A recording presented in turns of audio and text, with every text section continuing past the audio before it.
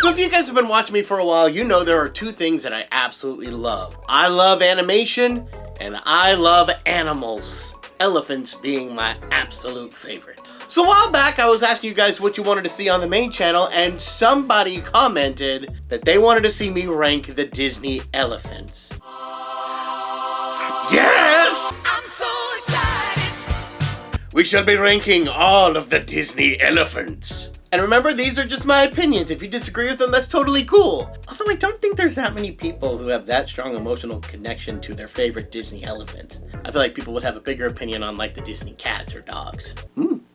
That could be fun videos for the future. When looking at the elephants, I didn't want to just say anytime an elephant shows up in a Disney movie at all, because there's a ton. Basically, in order to be considered on the list, you either had to be really prominent in some scenes, like have a full-on song or segment dedicated to just you, or you at least have to be like named. And also, I didn't count any transformations. So yeah, sorry, you won't see Abu as an elephant here, or Madame Mim when she turns into an elephant, because think about it, when you think of Abu, do you think of him as an elephant or a monkey? I could say probably almost everyone goes to monkey first, even I do. But I have a hard time calling them elephants because they're not elephants. But without further ado, let's dive in. So we're starting off at the bottom of the list with Goliath the First. Most of you guys probably have no idea who this guy is, but Disney made a short called Goliath the Second about a little elephant who was born like literally the size of a mouse. That's Goliath the Second, and this is his father, Goliath the First. Goliath the First might be one of the worst animated fathers in history. And yes, I know that is a bold statement because I know who else is considered in that category. It's happening again. This dude is a jerk. He's really upset about the fact that his son was born small. He's such a jerk to the point he actually like blows his son away with his trunk at one point. While the entire time his son is trying to like impress him. And when he can't, he's just like,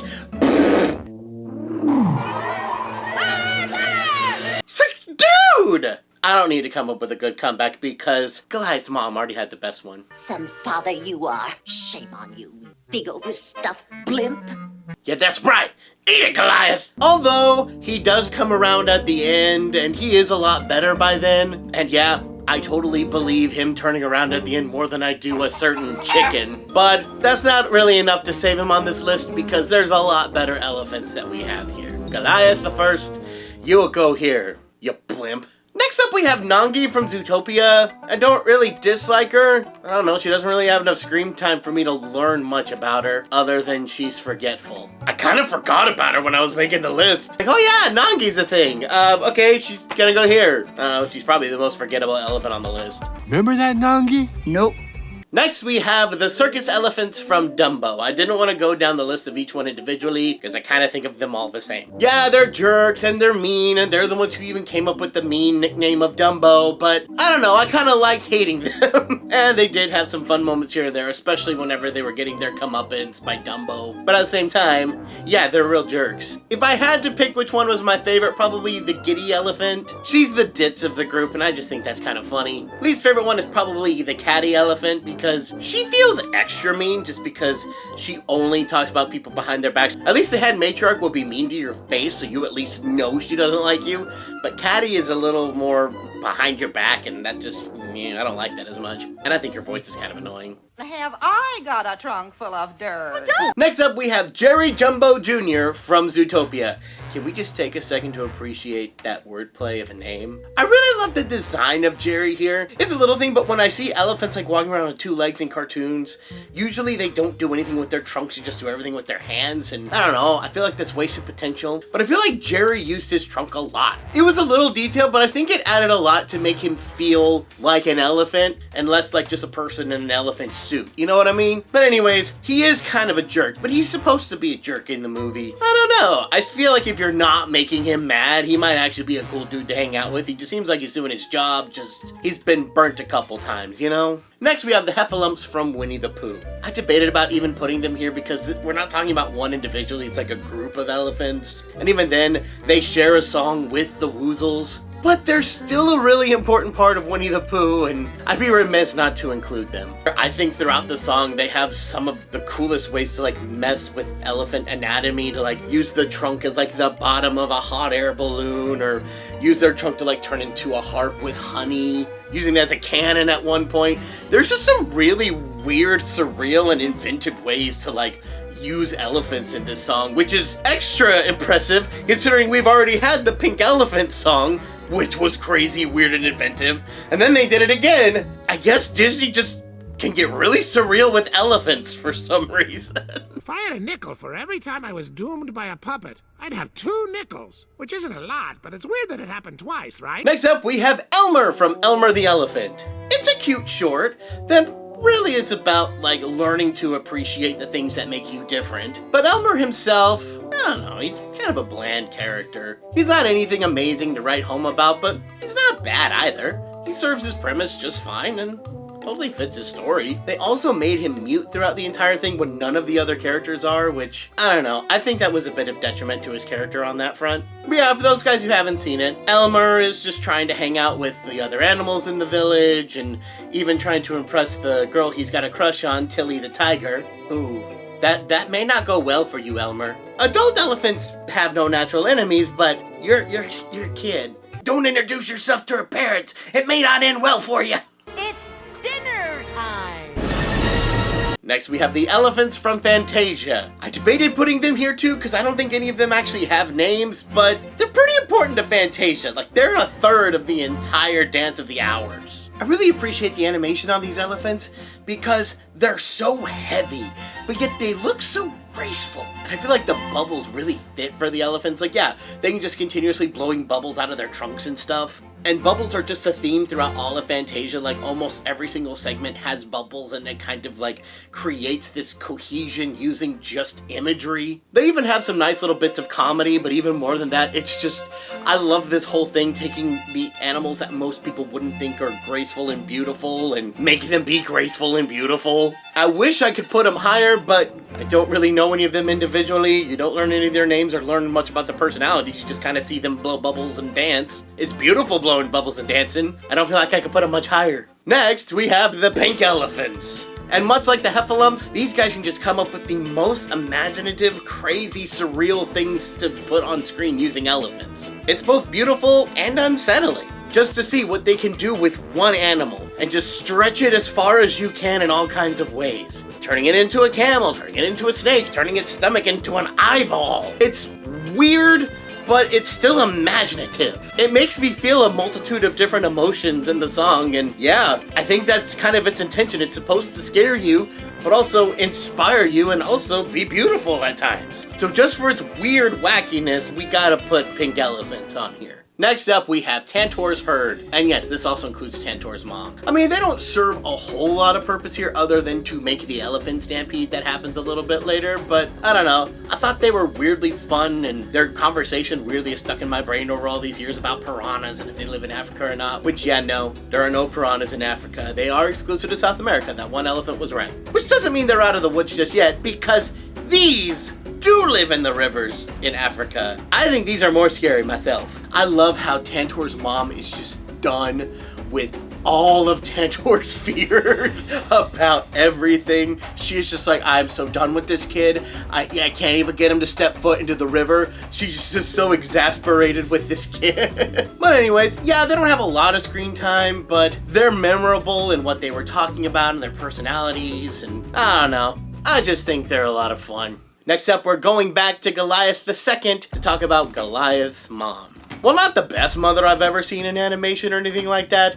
You can tell she genuinely cares about Goliath, and she will straight up take out Raja the tiger every chance she gets to just protect him, and I love that. I got to talk about some elephant facts for a second. In the real world, there is no animal that will take on a healthy, fully grown elephant. An adult elephant will mess you up. And I love how they played with that in this short. That Raja really wants to try an elephant, but he can't because they're elephants. And Goliath's mom doesn't even seem threatened by him in the slightest. slightest. She's worried for Goliath because she knows Goliath is at risk, but she's not worried about him for her own safety at all and flings him around like he's a rag doll. It's a fun way to use a real fact about an elephant and mix it with a personality trait of like, you know, mama bear, but it's a mama elephant who's even stronger and tougher, you know? Although I do think her punishments can get a little harsh, not enough to put her too low on the list. Now we come to Goliath II himself. I thought he was a fun character in this. I like the fact that he's a scrappy kid.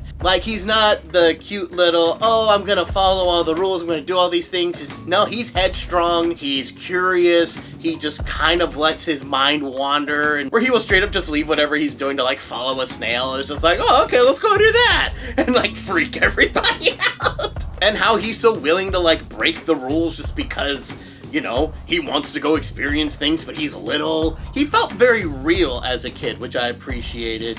And especially being a kid in his circumstances, I don't know, I thought it really worked. Yeah, if y'all haven't got a chance to check out Goliath II, it's a pretty fun short. I'm a pretty big fan of it. Next up, we have Winifred from the Jungle Book. I love seeing her knock down Hathy a peg or two.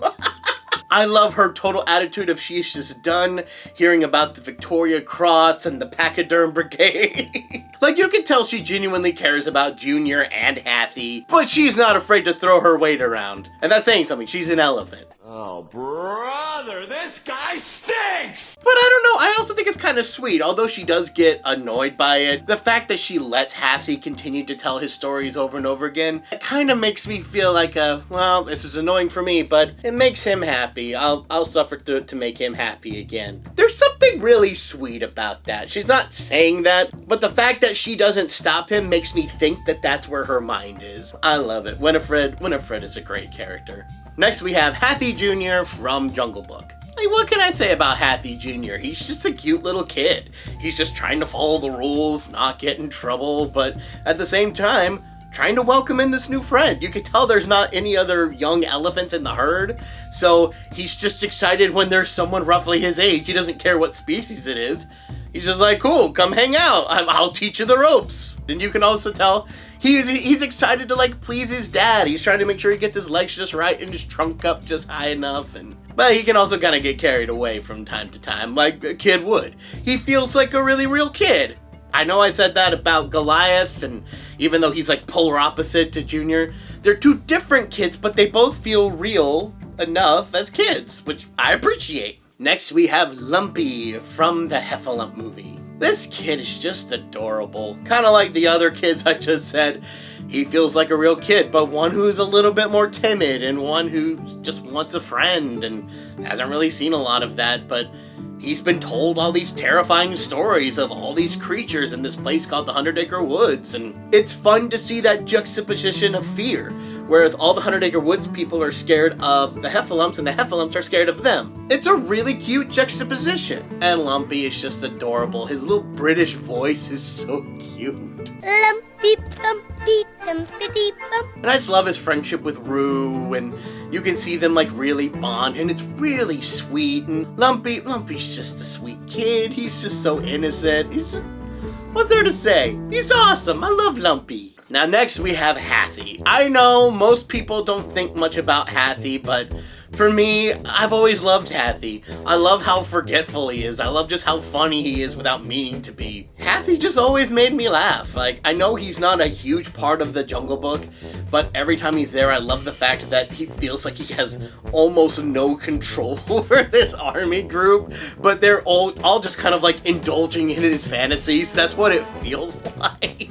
I don't know, I find there's something weirdly charming here about it. But I could also see people who are like, yeah, this doesn't make sense with the rest of the movie, and it seems very much out of left field, and he's only there for like, what, 7 minutes total in the movie or something like that? But I don't know, he left a big impact on me, and also, I was a big fan of his character in The Jungle Cubs. If anybody remembers that show, like, nobody seems to know that this show exists. Like, I'd mention it to friends, and they're like, what's that? I'm like, oh! They ask you how you are, you just have to say that you're fine when you're not really fine, but you just can't get into it because they would never understand. Now, next up, we have Mrs. Jumbo. Oh my goodness. What can I say about Mrs. Jumbo? Basically everything that I said about Goliath's mom, but even more so. Like, to see how much Dumbo's mom just loves Dumbo so dramatically. Like, she would move heaven and earth for this little guy. It's such a strong representation of a mother's love. Like, she's willing to get put into prison to save her baby from getting ridiculed. That is motherly love. And are you kidding me, baby mine? I am a 33-year-old man, and I will cry every time I see that, and I have no shame, none whatsoever. Rest your head close to my heart. Like, when I think of motherly love in cartoon mothers, she goes to my mind before almost anybody else. She's like in my top list of like best cartoon moms of all time. Now next, we have our number 2 slot, which is Dumbo. Yeah, I'm sure most of you guys thought he was gonna be number 1, but nope, he is number 2. But Dumbo has always meant a lot to me. On top of that, Dumbo has just been one of my favorite Disney movies, period, since I was a kid. But Dumbo means a lot to me personally, just because, like Dumbo, I felt very much like an outcast, and it was really cool to see how he used what everyone else said was a bad thing or a problem or a disability or whatever you would call it, and he used that to his advantage to become something extra special and become more than he ever thought he could be. He is an adorable little elephant. I love seeing just the excitement on his face whenever he starts flying, and just how much he loves and adores his mom and just misses her so much. He's a great character. He's one that you can really empathize with, though he never says a word. I mean, Dumbo is a classic for a reason. What else can I say but he's Dumbo? Now last but certainly not least, we come to my personal favorite Disney elephant, and that is Tantor. Congratulations, buddy, you made it to the number 1 spot. Now I know this might be surprising to some of you guys because, let's be honest here, Tantor's not even a big part of Tarzan. Like, if you wrote him completely out of the movie, very little, if anything, would really change. In fact, when they did the Broadway musical, they straight up took out Tantor altogether. But just because he's not necessarily to the plot doesn't mean he has nothing to offer. And for me personally, especially growing up, he offered a lot.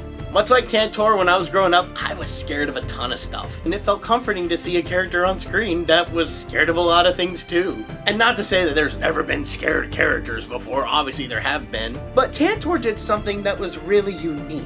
He faced any fears or problems that he had when he needed to, and his loyalty is stronger than his fear. Heck, he straight up said it in the TV show. You're just as scared as me. Yeah, but when my friends are counting on me, I face my fears. He may not have the most screen time. He may not even be the most important character in this movie. Heck, you could probably write him out and not much would change. It would change a lot for me because he's one of the reasons that I love Tarzan as much as I do. I really love his design. He looks so unique. I love the animation that Sergio Pablos did on him. Oh my gosh.